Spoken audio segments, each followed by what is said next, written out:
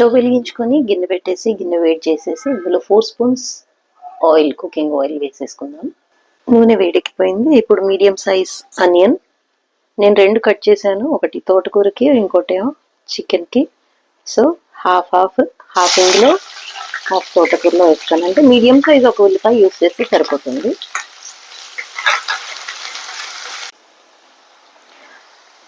Onion కాస్త fry అయ్యాక 1 spoon అల్లం వెల్లుల్లి పేస్ట్ వేసి బాగా ఫ్రై చేయాలి. ఇప్పుడు అల్లం వెల్లుల్లిది ఫ్రై అయిన మంచి స్మెల్ వస్తుంది. పసుపు వేసి బాగా కలిపేసి ఇప్పుడు ఇందులో శుభ్రం చేసి పెట్టుకున్న చికెన్ పీసెస్ని వేసేసుకోవాలి.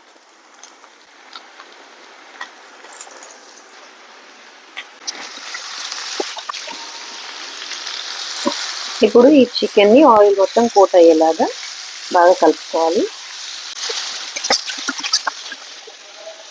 ఇప్పుడు దీన్ని మీడియం ఫ్లేమ్లో కాసేపు ఒక 1 మినిట్ అట్లా కుక్ చేసి మధ్యలో కలిపి ఇంకో 1 మినిట్ కుక్ చేయాలి.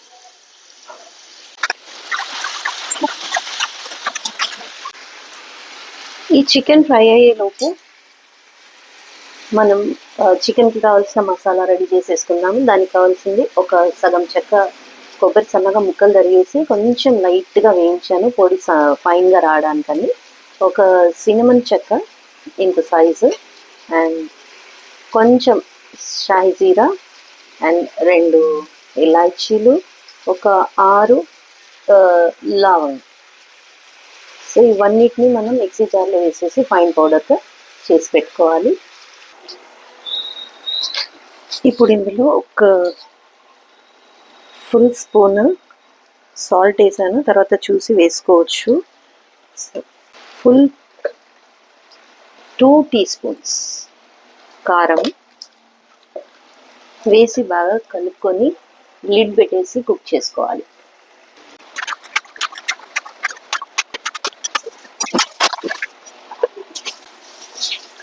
ఇది కుక్ అయ్యేలోపు మనం ఆ కూర కూడా రెడీ చేసేసుకుందాము.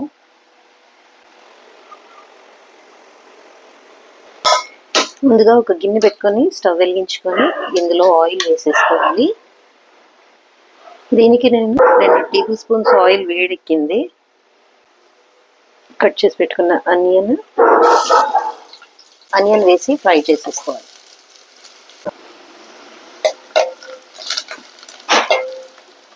ఇప్పుడు ఇందులో సన్నగా తరిగిన మిరపకాయలు, ఒక హాఫ్ స్పూన్ అల్లం వెల్లుల్లి వేసి కలిపి కాసేపు సాటే చేయాలి, ఫ్రై చేయాలి.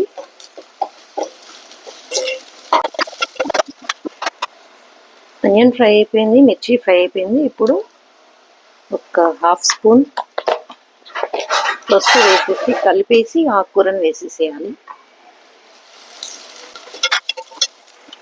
ఇప్పుడు ఆకుకూర వేసి ఫ్రై చేసేద్దాం.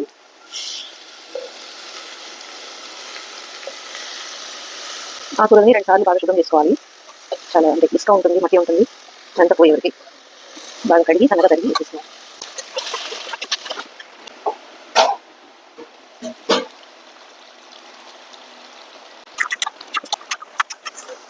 ఇలా మధ్య మధ్యలో కలుపుతూ ఉండాలి. చికెన్ ఉడికే వరకు మనం దీన్ని ఇలాగే ఫ్రై చేయాలి. ఉప్పు వేసాం కదా, అందుకని వాటర్ యూజ్ అవుట్ అయ్యి ఆ వాటర్లోనే ఉడుకుతుంది. ఇప్పుడు దీంట్లో నేను ఏం వాటర్ యాడ్ చేయలేదు. ఈ స్టేజ్లో ఉందన్నమాట. ఇప్పుడు గ్రైండ్ చేసిన మసాలా యాడ్ చేసుకోవచ్చు.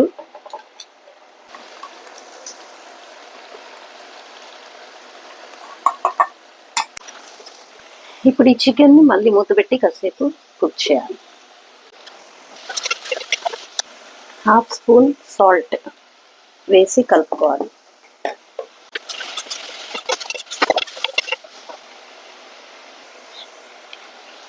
ఇప్పుడు చికెన్లో ఒక టీ గ్లాస్ వాటర్ యాడ్ చేసి కలిపి ఇంకో 2 నిమిషాలు కుక్ చేయాలి.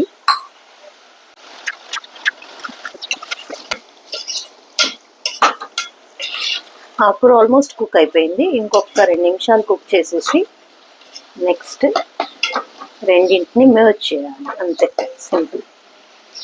ఆకుకూర అయిపోయింది, నేను స్టవ్ ఆఫ్ చేసేసాను. ఇందులో కాస్త కొత్తిమీర చల్లేసి చికెన్లో యాడ్ చేసేసుకున్నాము. గతంలో మనం గోంగూర చికెన్ చూసాము, పాలకూర చికెన్ చూసాము, హరియాలీ చికెన్ చూసాము. ఈరోజు ఒక కొత్త వెరైటీ తోటకూర chicken. Final touch coriander. Powder వేయకుండా కొరియండర్ లీవ్సే వేస్తున్నాను.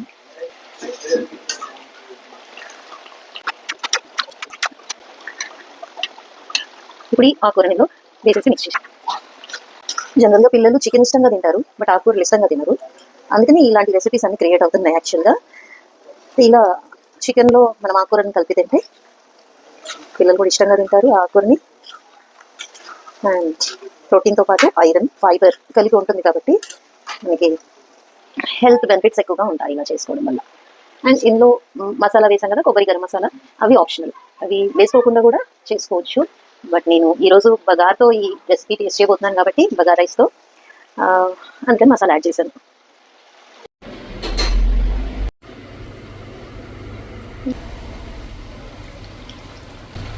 అంటే ఆకుకూర వేసాక ఒక 2 నిమిషాలు మిక్స్ చేసేసి కుక్ చేసుకుంటే సరిపోతుంది. ఇప్పుడు దీన్ని స్విచ్ ఆఫ్ చేసేసి వేడివేడిగా బగార్ వేసుకొని సర్వ్ చేసుకొని తినేసి ఇవ్వచ్చు అన్నమాట. దీన్ని మనం రైస్తో తినొచ్చు, వైట్ రైస్తో తినొచ్చు, ఫ్రైడ్ రైస్తో తినొచ్చు, రోటీ, చపాతీ, పూరి దేంతో అయినా మనకు కాంబినేషన్ బాగుంటుంది. సో ట్రై చేయండి, ఖచ్చితంగా ఈ రెసిపీ మీకు నచ్చుతుంది. టేస్టీగా ఉంటుంది అండ్ మోర్ హెల్తీగా ఉంటుంది కాబట్టి ప్రోటీన్తో మనం వెజిటేబుల్స్ని కలిపి తింటే చాలా మంచిది.